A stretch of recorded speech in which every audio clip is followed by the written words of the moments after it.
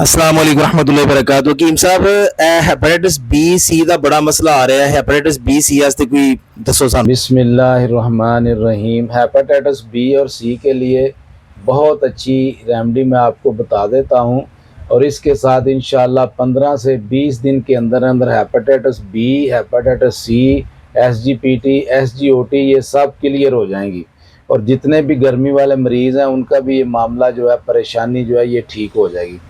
گوزبان 10 gram, زرشک 5 gram, be دانہ 5 gram, چھوٹی الائچی 5 گرام، ہرڑ زرد کا چھلکا 10 گرام اور تخم کاسنی 10 گرام، یہ ایک خوراک بنتی ہے۔ اس کو 2 کلو پانی میں بھگو دیں اور صبح اس کا پانی مل کے چھان کر شکر ڈال کر استعمال کریں۔ اگر شوگر نہیں ہے تو شکر ڈال لیں، اگر شوگر ہے تو پھر نہ ڈالیں۔